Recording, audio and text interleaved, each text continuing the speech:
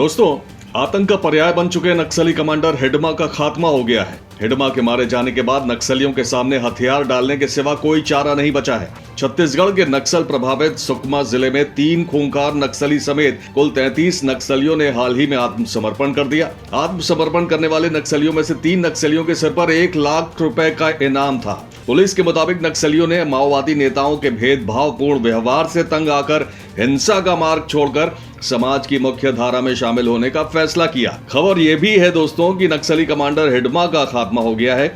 सूत्रों के मुताबिक छत्तीसगढ़ तेलंगाना बॉर्डर पर पिछले दिनों नक्सलियों के खिलाफ सर्जिकल स्ट्राइक की गई, जिसमें हिडमा मारा गया। हिडमा के बारे में कहा जाता है कि वो ज्यादा दिन तक शांत नहीं बैठता। अप्रैल 2021 में सीआरपीएफ जवानों को निशाना बनाए जाने के बाद से नक्सलियों ने कोई बड़ा हमला नहीं किया है।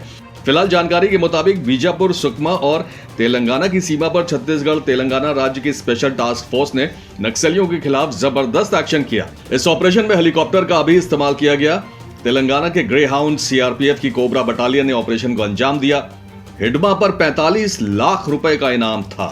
हिडमा के मारे जाने का मतलब है नक्सलियों की कमर टूटना, क्योंकि नक्सलियों के पिछले सभी बड़े हमलों का मास्टरमाइंड हिडमा को ही माना जाता है। सुरक्षा बलों को उसकी शिद्दत से तलाश थी। हिडमा का मारा जाना सुरक्षा बलों के लिए बड़ी कामयाबी कहा जा सकता है। हिडमा 2004 से अब तक 27 हमलों से ज्यादा में शामिल रहा। इसमें 2013 का झीरम घाटी हमला भी शामिल है, जिसमें छत्तीसगढ़ कांग्रेस के अध्यक्ष नंद कुमार पटेल, महेंद्र कर्मा, विद्याचरण शुक्ल सरीखे बड़े नेताओं समेत कुल 27 लोग मारे गए थे। 2017 के बुरकापाल में सीआरपीएफ के 24 जवान शहीद हो गए थे। दंतेवाड़ा हमले में सीआरपीएफ के 76 जवान शहीद हुए थे। दंतेवाड़ा हमले का मास्टरमाइंड भी हिडमा को ही माना जाता है। 3 अप्रैल 2021 को छत्तीसगढ़ के बीजापुर में नक्सलियों ने सीआरपीएफ जवानों पर घातक हमला बोला था, जिसमें 23 जवान शहीद हो गए थे। 3 अप्रैल को हमले वाले दिन गृह मंत्री अमित शाह असम में चुनाव प्रचार कर रहे थे। उसे बीच में छोड़कर वो वापस लौट गए। इस हमले का मास्टरमाइंड माडवे हिडमा को माना गया। इसके बाद से ही सुरक्षा बलों के निशाने पर नक्सलियों का ये खूंखार कमांडर था। गृह मंत्री अमित शाह ने तब कहा था कि जवानों ने देश के लिए अपना जो खून बहाया है वो व्यर्थ नहीं जाएगा। नक्सलियों के खिलाफ मजबूती के साथ हमारी लड़ाई चलती रहेगी और हम इसे परिणाम तक ले जाएंगे। पिछले दिनों छत्तीसगढ़ के कोरबा पहुंचे केंद्रीय गृह मंत्री अमित शाह ने ऐलान किया था कि 2024 तक लाल आतंक यानी नक्सलवाद का खात्मा कर दिया जाएगा। ताजा ऑपरेशन को इसी से जोड़कर देखा जा रहा है, यानी नक्सलियों के खिलाफ अब एक्शन लगातार तेज होगा। सरकार आदिवासियों को नक्सलियों के प्रभाव से बचाने के लिए तिहरी रणनीति पर काम कर रही है। पहले आदिवासी क्षेत्रों में विकास को तेज किया जा रहा है। बुनियादी सुविधाएं जैसे बिजली, पानी, सड़क, अस्पताल, स्कूल बनाए जा रहे हैं।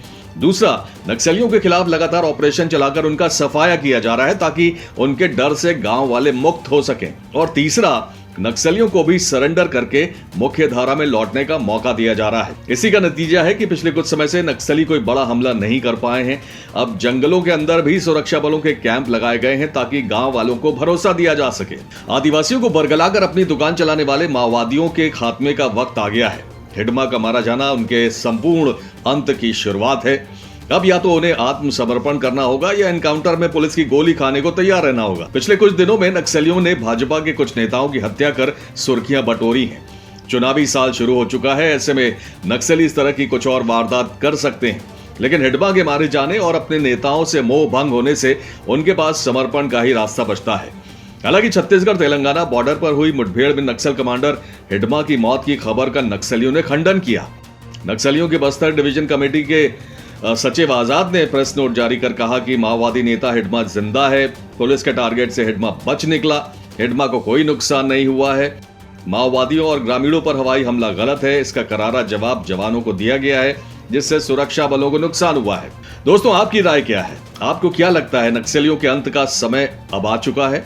2024 तक नक्सल मुक्त भारत के अमित शाह के दावे में आपको कितना दम लगता है? अपनी राय कमेंट सेक्शन में जरूर दीजिएगा। बहुत बहुत धन्यवाद। जय हिंद।